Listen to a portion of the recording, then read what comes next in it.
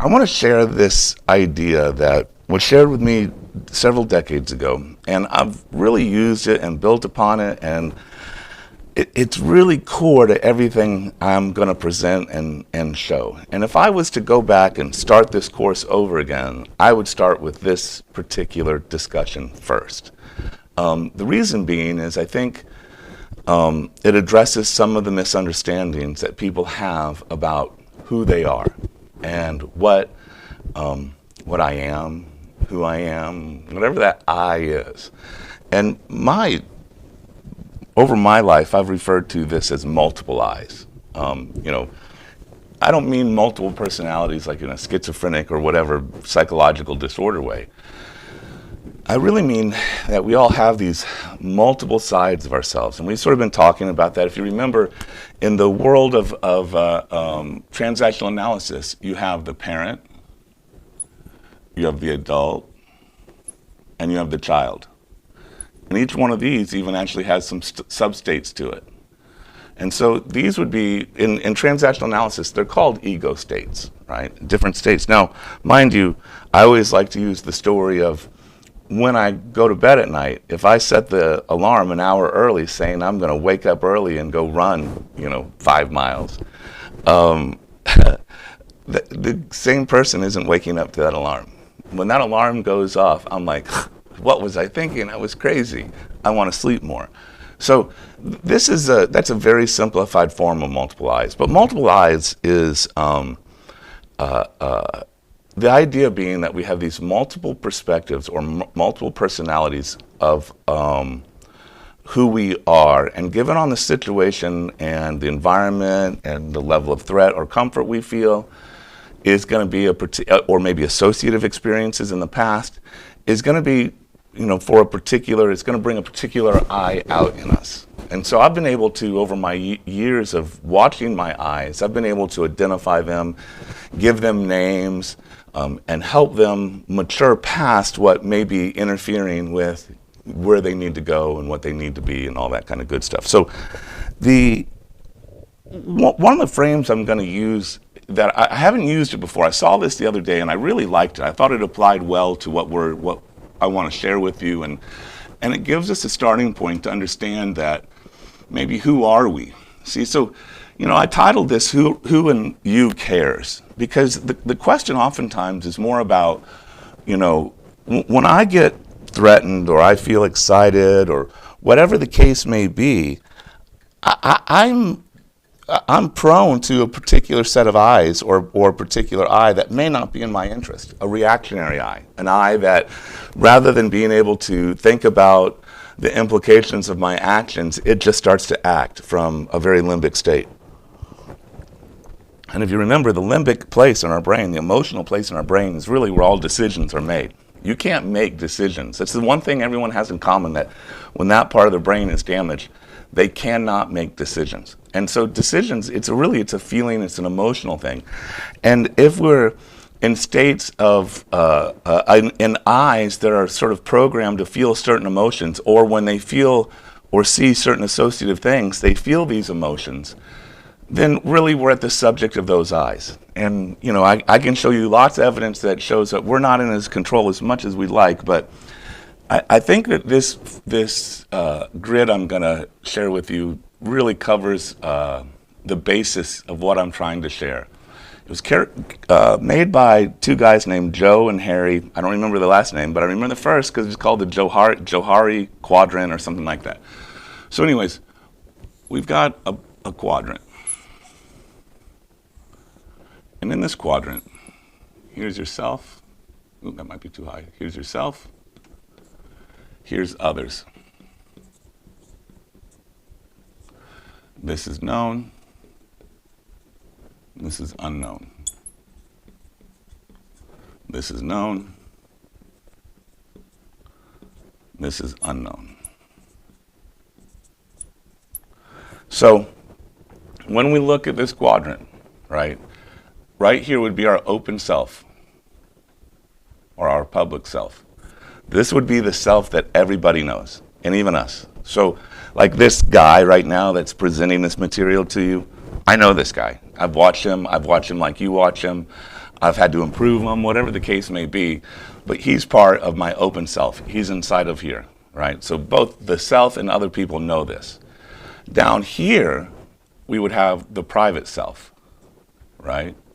We know this person or this self, this group of selves really, but no one else really does. This is our internal thinking.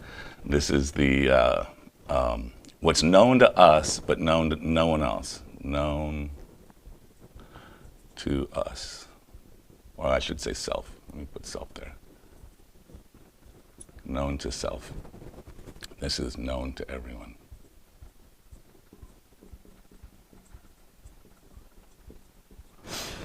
Over here, this unknown no, this is where we don't know ourselves, but everybody else knows us pretty good, right? So I'll give you an example.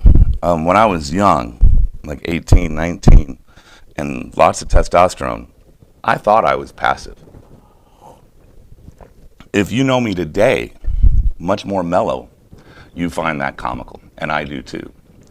But in my mind, I was much more aggressive in what the actions I wanted to take. So the little bit of aggression I was showing, I felt was really I was being passive. I wasn't acting on those actions. To everybody else, I was assertive, aggressive. To myself, I thought I was passive. It was unknown to me. I had a period of, I grew up in a very angry household, and I used anger as a tool, and I couldn't see the weakness of anger. I thought I saw it as strength. But really, the other people around me could see it as the weakness. It was unknown to me, the weakness of that anger. So, there's a lot of things about ourselves or that we have to ourselves that other people see. And this is the importance of relationship. It's through relationship. Relationship is a mirror, and we're able to see ourselves. And, I don't necessarily have to take at face value what one person says to me, particularly if they're manipulative or whatever the case may be. But if I have several people in my life reflecting something back to me, I should look at myself and take a look at what's going on here, because this is really the essence of relationship and why it's important, and why if you have a deep trusting relationship, it can be very rewarding, because you can see sides of yourself that you're maybe too afraid to show anyone else, or that come out. So this right here is known to everyone else. Everyone but you. Here, nobody knows this guy.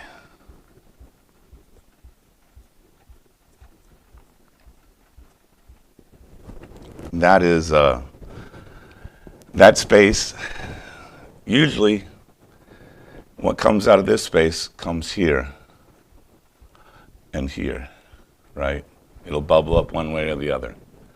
And this could be our subconscious, this could be past memories, suppressed memories. It could be a lot of things. Good, it doesn't have to be bad memories, it could be good memories.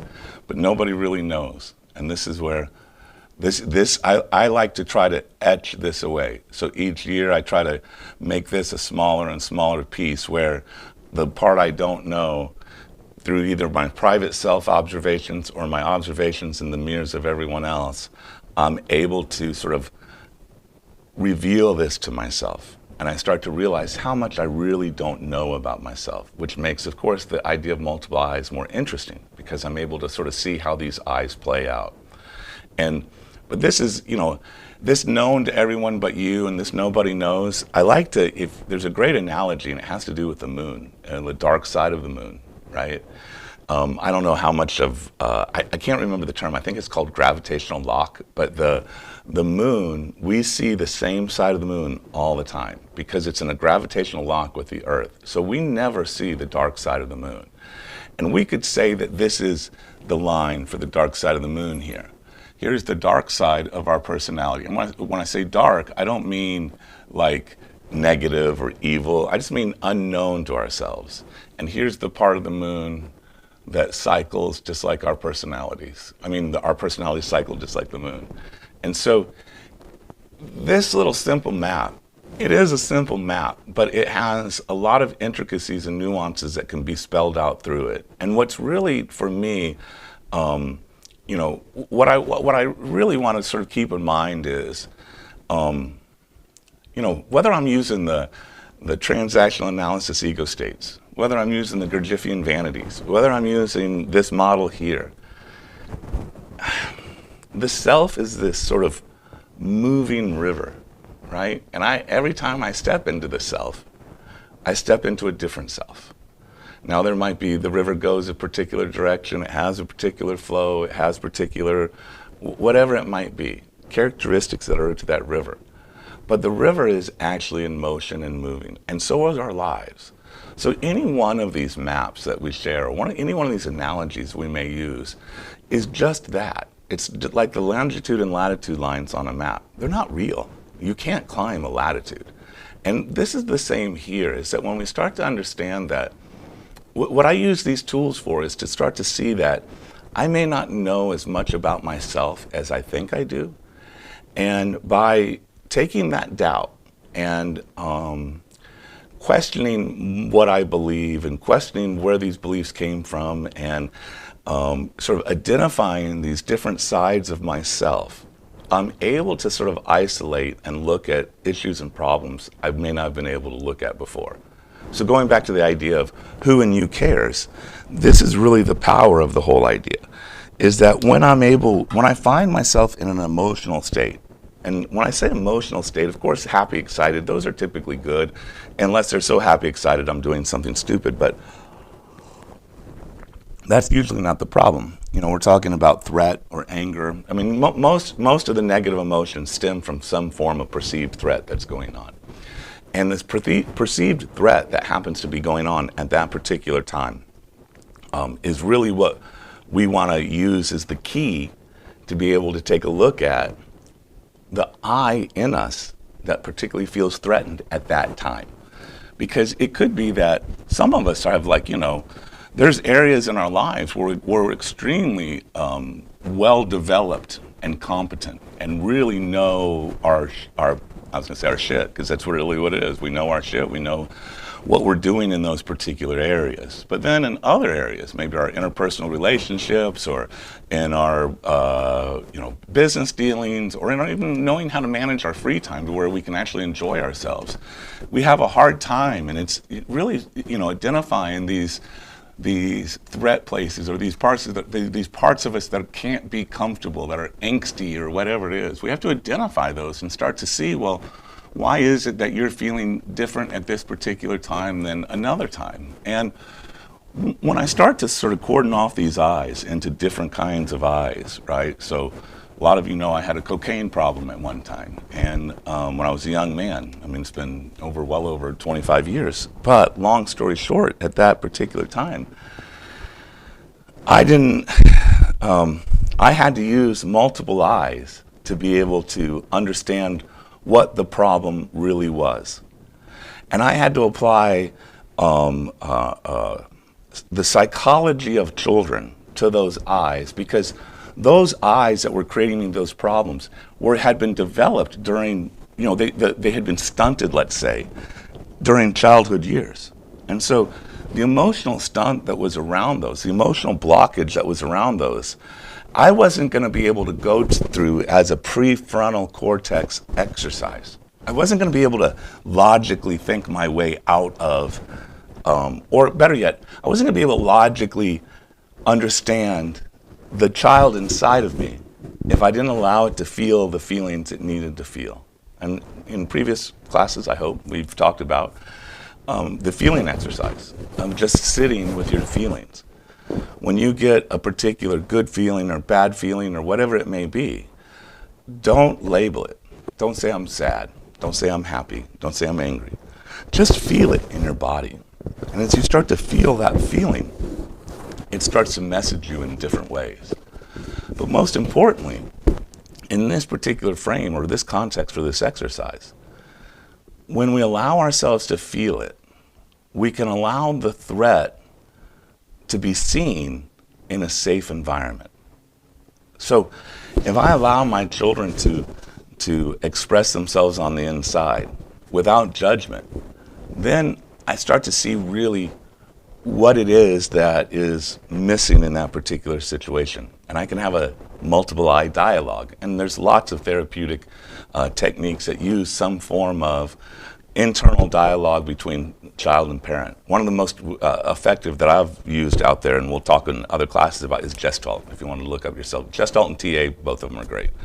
So, but anyways, so what we're really, trying to do ultimately, right, is, at least I want to walk through life with a sense of meaning and purpose. I want to walk through with this, I don't want complete certainty, but I'd like some certainty about what I'm doing. And, Viktor Frankl, who wrote Man's Search for Meaning, which is a phenomenal book. It's not very long, it's easy to read. Wrote, it's not about what you can expect from life, because I think that's what we're really raised in this society. What can you expect from life? Get the most out of life. What's life giving you? It's like we're expecting, as if we're entitled to have life just give us something, right? But I think really the real question, and as Viktor Frankl put it, is rather, what is life expecting of you? And if you can identify what life is expecting of you, it makes so many daily challenges, yearly challenges, whatever it might be in your life, so much easier. You're able to walk through and operate in a way that is inspired, because you know what life is expecting of you. And so, all this, I'm a capitalist, I love it, but I think marketing is really a disease, because it has created this idea of you should expect more. And I agree. You should expect more of yourself. You should expect more of what you can do for the people that matter to you. You don't have to do more for the world. You don't have to make a difference. You don't have to make a legacy. But there's people in this world that you matter to, and they matter to you. And it's that contact. And when you start to, Viktor Frankl, to give you some backdrop, he was an Auschwitz survivor. And he was put into Auschwitz. He was a psychiatrist. So he got to see a lot of what was going on. And this is what he figured out, was this statement. The people who were expecting something from life died quickly. But the people that understood that life was expecting something of them, they had loved ones they cared about, they had a body of work they were working on, they were devoted to a particular cause, whatever it might be, their odds of survival were much greater. And so as we're walking through life, these courses, what I'm trying to do is help you identify what it is that life can expect from you. Because I feel that part of what life expects from me is to share this knowledge, to share what I've collected. And so, as we go through these courses and we go, I want you to keep in mind that this self-mastery, the word self is a very, very hard word, right? Because there's so many different selves that we operate and that we deal with. And so I'm going to close this particular class with an exercise that will be useful if you do it. Basically, the general term I use, and if you've worked with me one-on-one around this, you've had this exercise, you know what it is. In general, I call it cues, right? I'm looking for a reminder. I'm looking for something to wake me up in a particular moment. Because see, we become so identified with one of these selves that we play. So as I sit here and I'm my teacher self right now, I'm able to sort of resign or acquiesce to that self and let it run the show and whatever the case may be. But this is a particular self I have going on right now. And I have the good fortune of recording it and being able to play it back and hear it and analyze it. There's other selves. Let's say that someone's done something to disappoint me, and maybe it's even made me angry at that particular time. That's a different self, right? And I might feel more self-righteous, I might feel entitled, I might feel all kinds of ways that aren't productive to me or anyone else. And so I want to identify, I want to be able to catch those times. And usually when I catch them, it's like after they've already done the damage, after they've already come in and so what I really want to do is try to catch them beforehand or while they're coming in, so that way I can sort of observe their behavior and I can be more effective in helping them overcome whatever that threat is. And again, these are all inner eyes I'm talking about. And so without being able to catch these eyes, without some kind of technique to be able to sort of trap yourself into some observation of the here and now, it's very difficult. Because the eyes, you don't feel separate eyes as you go through the day. You feel as if you're one contiguous eye. I do this, I do that, I do this. And it's not really, it's this fragmented different eyes. And in some cases, they can be very, very, and for some people, very, very apart in their motives and what they want to do. And of course, that obviously can create a lot of turmoil. So the cue, or the idea is to bring you to the here and now. And so that you can make an observation of what is going on right now. And in the beginning, you'll fail. I'll give an exercise here, and if you journal, at the end of the day, you'll realize, I never did the exercise for the first few days. And then you'll start to get in the habit of it, and you'll see it, and then we'll have to change the exercise, and we'll talk about that in the discussion class. But long story short, the exercise is this.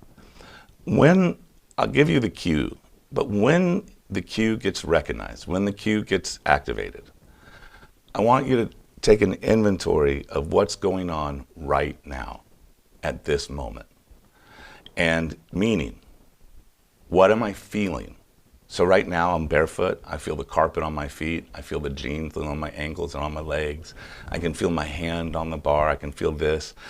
All of this I can feel right now. So I want to feel, where's my body? Then I also want to feel, what's my limbic state in my body? What's the feeling that's going on in my body? So not only like, what is my environmental feeling, but what's my internal feeling going on in that moment? What's my emotional state? Who are the people in my environment? What is the different factors that are right now in this particular space? Now, what happens when you activate the cue, you recognize the cue, and you all of a sudden do this? It gives you this moment of interruption that you're able to sort of take a look and dissect what was going on at that particular frame, like a slide, and just pull it out and break it down. And in the beginning, it's not much data. It's a good exercise, and it's a good exercise to get you to stop, particularly when you're in emotional states. But after several years, you start to collect a lot of data that becomes useful, and you can use not only in situations in which you might feel excited or threatened by, but you can also use it in a way to solicit emotions and feelings in other people, because oftentimes they haven't done the same work, they haven't done the same, and they're victim to reaction. So the cue in this particular exercise is hands to face. Anytime that you catch yourself with your hands going to your face, I want you to do the exercise. Do the awareness now exercise. You don't have to write it down. It's just a matter of becoming aware now. It's a matter of the exercise, of the action, not a matter of the analysis. This is a matter right now of getting used to interrupting yourself, of taking a look at what might be threatening you, of becoming aware of what's going on right now. And so in this particular first exercise, anytime you catch really your hands to your, I would say hands to head, your hands to your hair, because some people play with their hair, your ear, your goatee, whatever it might be. When you catch your hands to your face, when you catch your hands to your head, that is, that's when you should, do the awareness exercise of what's going on right now. And I'm going to leave, that's all that really needs to go on. That exercise we can take further and develop deeper, and we will. But right now, it's really more important for you just to become aware of the behaviors and becoming aware of what's going on right now. And then once we have that material, we'll be able to do more with it. Again, the format's going to change, guys. I'm trying to make these particular classes shorter, and we'll make the discussion classes, I'm going to reserve 2 hours. I would love to have some participation in the discussion classes, and I really, that's the part of this like YouTube live thing I don't like. I don't get to see, I don't have a system set up where I can even see your chats, or you guys can pipe in, or whatever the case may be, and maybe I'll be able to figure that all out, but as a one-man show, it's a little difficult. So long story short, I think this gives us an opportunity to have some really in-deep and in-depth discussions about the subject material. You know,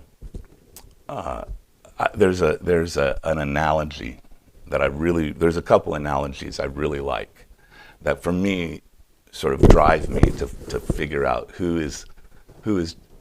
in me cares. And the first is the analogy of a horse-drawn carriage, right? If you think about a horse-drawn carriage going down the road,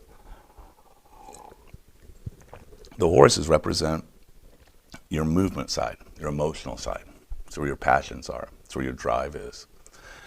And the driver on the top represents, let's say, your intellectual side. Let's say your more fixed side, right? And so you've got, of course, your intellect and your fixed side sort of bridling your passions.